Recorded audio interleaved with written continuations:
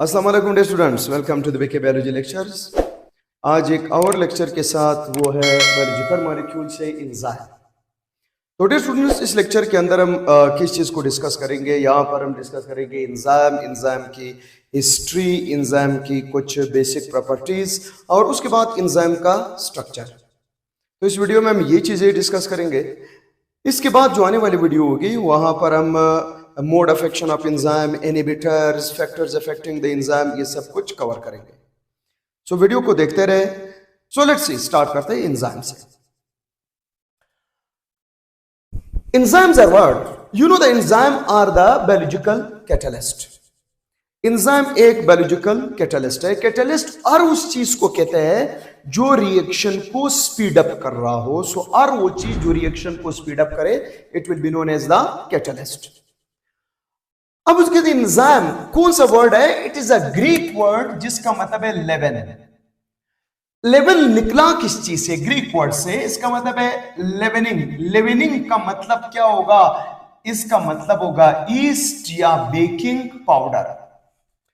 हम आटे में जो ईस्ट इस्तेमाल करते हैं, जो वहां पर फर्मेंटेशन प्रोसेस करता है, बेकिंग पाउडर के अंदर बेसिकली ईस्ट होता है। सो ग्रीक में ईस्ट को या बेकिंग प्रोसेस को लेवनिंग कहते हैं या लेवन ईस्ट को कहते हैं। क्या और वो चीज जो मतलब हम कहते हैं फर्मेंटेशन प्रोसेस करे, उसको हम कहते हैं एंजाइम। सो ये ग्रीक वर्ड है और उस चीज को हम कहते हैं एंजाइम, जो फर्मेंटेशन प्रोसेस को, जो रिएक्शन को तेज करे।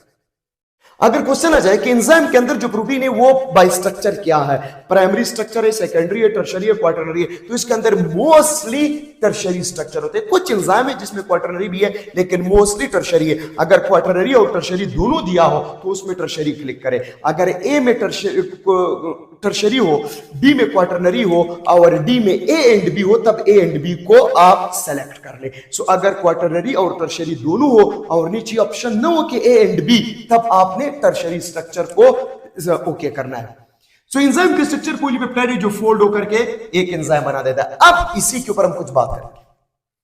Why this polypeptide fold? ये फोल्ड क्यों हो जाता है? इसकी फोल्ड होने की एक वजह होती है। अगर ये फोल्ड ना होता, सीधा होता, तो सबस्ट्रेट बड़ा दूर दूर होता। इसकी फोल्ड होने का यह फायदा है कि एक्टिव साइट जो एंजाइम के अंदर मौजूद होता है वो ऐसे 3 डायमेंशनल फॉर्म में आता है, ऐसे फोल्ड हो जाता है कि उसके अंदर जो दो लेट्स सी, अगर ये मेरे पास दो सबस्ट्रेट है, अगर ये फोल्ड ना हो, दूर हो, तो ये दो सबस्ट्रेट बड़े दूर होते हैं। जब ये फोल्ड हो जाता है, फोल्ड होने का फायदा होता है कि वो सबस्ट्रेट को करीब बहुत कंपैक्ट ले आता है और रिएक्शन तेज करवा देते हैं। इसलिए अगर ये फोल्ड ना हो तो सबस्ट्रेट दूर होंगे, तब जाकर के सबस्ट्रेट एक दूसरे के करीब नहीं आएंगे। ये जस्ट फोल्डिंग की वजह होती है कि एक्टिव साइट इतना फोल्ड हो जाता है कि उसके फोल्ड होने की वजह से सबस्ट्रेट एक दूसरे के करीब आते हैं ताकि वो रिएक्शन कर सके। So this is all about the folding of the enzyme. ये टोटल एंजाइम के फोल्डिंग की वजह से था। और नेक्स्ट में एंजाइम के स्ट्रक्चर के अंदर फिर साइट्स होते हैं। इसके अंदर कौन से साइट है? एक है एक्टिव साइट। एक बार हम एक्टिव साइट पे बात करते हैं। अच्छा, एंजाइम के अंदर जो एक्टिव साइट है ये 1 भी हो सकता है या एक से ज्यादा भी हो सकता है। मतलब अगर वो दो सबस्ट्रेट को बाइंड कर, एक तरफ से भी अमीनो एसिड, दूसरी तरफ से भी, सो दो अमीनो एसिड को बाइंड करने के लिए उसके एक्टिव साइट एक से ज्यादा होनी चाहिए। ये जो एक्टिव साइट है that must be more than 1। और साथ में जो एक्टिव साइट है एक से तो ज्यादा होगा और साथ में एक्टिव साइट भी एक स्मॉल पोर्शन है। सो एक्टिव साइट के बारे में क्या चीज है? the active site is a small portion, ये 10 से लेकर के 20% of the total volume of the enzyme। क्या मतलब हुआ कि एक्टिव साइट एक भी हो सकता है, एक से ज्यादा भी हो सकता है, लेकिन ये टोटल एंजाइम है। एंजाइम के जो टोटल वॉल्यूम है, इसमें एक्टिव साइट एंजाइम का कितना हिस्सा है? ये 10 से 20% by the volume of the total enzyme है। मतलब ये बहुत स्मॉल पोर्शन है, made up of few amino acid. अगर ये 10 से 20% ऑफ द वॉल्यूम है तो ये टोटल अमीनो एसिड उसकी बॉडी में आ गए। इसका मतलब है यहां पर बहुत चंद अमीनो एसिड्स उसके एक्टिव साइट में होते हैं। वो मुख्तलिफ बुक्स में फिगर मुख्तलिफ लिखा हुआ है। So it is up to the 2 to 12 amino acid मिलकर के उसका एक्टिव साइट बना रहे हैं, क्योंकि स्मॉल पोर्शन। एक्टिव साइट के अंदर एक और साइट है, एक्टिव साइट के अंदर एक और रीजन है जिसको हम कहते हैं बाइंडिंग साइट या बाइंडिंग रीजन। बाइंडिंग साइट या बाइंडिंग रीजन क्या करता है? This will bind and recognise the substrate. अच्छा, एक्टिव साइट के अंदर जो बाइंडिंग साइट है वो सबस्ट्रेट को पहले रिकॉग्नाइज करेगा, फिर उसको अपने साथ बाइंड कर देगा। बाइंड करने के बाद जब सबस्ट्रेट एंजाइम के साथ बाइंड हो जाता है, let's suppose the substrate bind, जब सबस्ट्रेट बाइंड हुआ so it will make the enzyme substrate complex. सो अगर क्वेश्चन आए कि the enzyme substrate complex is facilitated by allosteric site, active site, binding site, catalytic site, so it will be the binding site. ये binding site है जो enzyme substrate complex को facilitate करेगा, substrate को जोड़ देगा। स्पेसिफिसिटी, एक्टिव साइट स्पेसिफिक है क्योंकि बाइंडिंग साइट उसके अंदर मौजूद है, वहां पर स्पेसिफिक सब्सटेंस अटैच हो जाता है। The substance bind non covalently. अगला सवाल, ये बहुत ज्यादा इंपॉर्टेंट पॉइंट है। अब एंजाइम को बाइंडिंग साइट ने हमने सबस्ट्रेट पहचान दिया, सबस्ट्रेट किस तरह जुड़ेगा? एक्टिव साइट के साथ सबस्ट्रेट कैसे जुड़ जाता है, कैसे बाइंड होता है? यह बाइंड होता है नॉन कोवेलेंटली। इसका मतलब होगा कि एंजाइम और सबस्ट्रेट के दरमियान कोवेलेंट बॉन्ड नहीं है। अगर कोवेलेंट बॉन्ड बन गया तो वो प्रोडक्ट में चेंज होकर के अलग नहीं होगा, क्योंकि एंजाइम का तो काम यह है कि रिएक्शन करके प्रोडक्ट को रिलीज करे। इसलिए एंजाइम और सबस्ट्रेट के दरमियान कोवेलेंट बॉन्ड नहीं है। यहां पर कौन से बॉन्ड है? इधर हाइड्रोजन बॉन्ड है, वंडरवाल फोर्सेस है, हाइड्रोफिलिक एंड हाइड्रोफोबिक इंटरेक्शंस है। यहां पर थोड़े से इस चीज को अभी हम एलाबोरेट करते हैं, एक्सप्लेन करते हैं। और ये जितने भी है, हाइड्रोजन बॉन्ड हो, वंडरवाल फोर्सेस हो, हाइड्रोफिलिक हो, हाइड्रोफोबिक इंटरेक्शंस हो, जो सबस्ट्रेट जुड़ेगा वो इन 4 फोर्सेस की वजह से जुड़ेगा। सो अगर इस पे आपसे क्वेश्चन आ जाए कि which force of attraction is not present between the substrate or product and enzyme, substrate और एंजाइम के दरमियान कौन सा फोर्स ऑफ अट्रैक्शन नहीं है? कोवेलेंट बॉन्ड नहीं है, हाइड्रोजन बॉन्ड भी है, वंडरवाल फोर्सेस भी है, हाइड्रोफिलिक इंटरेक्शंस भी है, हाइड्रोफोबिक इंटरेक्शंस भी है। अब इस पे अगर हम क्वेश्चन उठा लें, क्या वंडरवाल फोर्सेस कब होंगे, हाइड्रोजन बॉन्ड कब होंगे, हाइड्रोफिलिक और हाइड्रोफोबिक इंटरेक्शंस कब होंगे? ये डिपेंड किस पे करेगा कि कभी हाइड्रोजन है, कभी वंडरवाल है, कभी हाइड्रोफोबिक है, कभी हाइड्रोफिलिक है। This property of the substrate in enzyme complex, this property depend upon the active site. Active site के अंदर स्पेशली किसके ऊपर? R ग्रुप के ऊपर। तो यहां पर हम लोगों ने जिक्र किया कि यार जो एक्टिव साइट है वो 2 से 12 अमाइनो एसिड का बना हुआ है। सो एक्टिव साइट के अंदर अमाइनो एसिड है, अमाइनो एसिड के पास ये अमाइनो एसिड है, amino group, alpha carbon, hydrogen, carboxyl group. फिर बता दूं, चैनल में लिंक पे जाके अमाइनो एसिड का स्ट्रक्चर वगैरह सब मैंने उधर एक्सप्लेन किया हुआ है। सो एक अमाइनो एसिड है जिसमें अल्फा कार्बन है, अमाइनो ग्रुप है, कार्बोक्सिल है, हाइड्रोजन है। ये जो आर ग्रुप है,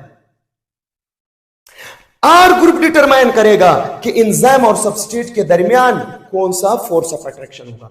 ये जो सबस्ट्रेट एंजाइम के साथ बाइंड होता है वो डिपेंड करता है आर ग्रुप के ऊपर। अच्छा, आर ग्रुप किस तरह हो सकता है एंजाइम के अंदर? एसिडिक भी हो सकता है, आर ग्रुप बेसिक भी हो सकता है, आर ग्रुप नेगेटिवली चार्ज भी हो सकता है, आर ग्रुप पॉजिटिवली चार्ज भी हो सकता है। वो जो सब्सटेंस बाइंड होता है एंजाइम के साथ, वो एंजाइम की एक्टिव साइट के अंदर अमाइनो एसिड है, अमाइनो एसिड के पास आर ग्रुप है। स्पेशली ये आर ग्रुप डिटरमाइन करेगा कि कौन सा सब्सटेंस कैसे जुड़ेगा। अगर आर ग्रुप नॉन पोलर हुआ, लेट्स सपोज लाइक CH3 होता है आर ग्रुप की जगह, अगर आर ग्रुप की जगह CH3 हुआ, ये नॉन पोलर हुआ, so this will be the hydrophobic. यार आज तो क्या लिखा है, this will be the hydrophobic, ये हाइड्रोफोबिक होगा। अगर आर ग्रुप नॉन पोलर हुआ तो ये हाइड्रोफोबिक होगा, तो कोई हाइड्रोफोबिक सब्सटेंस अटैच होगा। अगर आर ग्रुप पोलर हुआ तो कोई पोलर सब्सटेंस अटैच होगा। अगर R ग्रुप के ऊपर स्लाइड चार्ज हुआ, हाइड्रोजन हुआ, तो उसके साथ स्लाइड ऑक्सीजन नेगेटिव चार्ज है वो जुड़ेगा। सो यहां पर मुख्तसर हम क्या समझे कि यार एंजाइम और सबस्ट्रेट इसको बाइंड और रिकॉग्नाइज कौन करेगा? Binding site. जब बाइंड करेगा, किन फोर्सेस से बाइंड करेगा? हाइड्रोजन वैन डर वाल forces, hydrophilic and hydrophobic interaction. ये जो हाइड्रोफिलिक हाइड्रोफोबिक इंटरेक्शंस है, हाइड्रोजन बॉन्ड है, वैन डर वाल फोर्स है, ये सब कुछ किस पे डिपेंड करेगा? R ग्रुप के ऊपर डिपेंड करेगा। एक्टिव साइट के अंदर अमीनो एसिड, अमीनो एसिड के अंदर R group. So R group will give this property to the enzyme. उसके बाद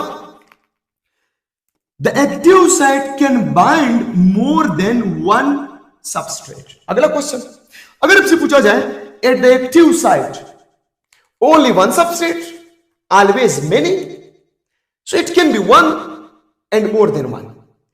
एक्टिव साइट पे एक सबस्ट्रेट भी अटैच हो सकता है और एक से ज्यादा भी हो सकता है। लाइक दो अमीनो एसिड को जोड़ रहे, सो दो अमीनो एसिड दोनों सबस्ट्रेट है, दो अमीनो एसिड को जोड़ने के लिए होता है। कभी प्रोटीन है, प्रोटीन एक है, उसको तोड़ने के लिए एक, या जो माल्टोज है, माल्टोज एक सबस्ट्रेट है जो एंजाइम के साथ जुड़ेगा, वो दो ग्लूकोज में चेंज कर देगा। सो सबस्ट्रेट एक भी हो सकता है, एक से ज्यादा भी हो सकता है। Catalytic group, catalytic group substrate into the product. Catalytic group का मतलब यहां पर क्या मतलब होगा? द कैटालिटिक साइट एंजाइम के अंदर। अब एक्टिव साइट के अंदर दो साइट हो गए, एक है बाइंडिंग साइट,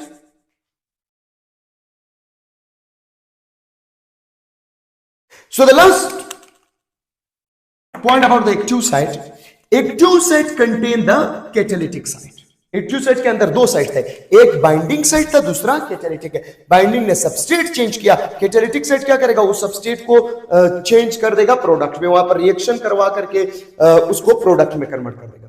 सो कैटालिटिक साइट पर प्रोडक्ट बनेगा और प्रोडक्ट रिलीज हो जाएगा। लाइक यहां पर एंजाइम सबस्ट्रेट मिलकर के क्या बना? एंजाइम सबस्ट्रेट कॉम्प्लेक्स बना। ये एंजाइम सबस्ट्रेट कॉम्प्लेक्स के अंदर क्या चीज इन्वॉल्व है? This is the binding site. Binding site का काम है। फिर रिएक्शन होता है, रिएक्शन किसका काम है? कैटालिटिक साइट का काम है। कैटालिटिक साइट ने रिएक्शन करवाया, फिर क्या हुआ? एंजाइम अलग हुआ, प्रोडक्ट अलग हुआ। So now the enzyme is free.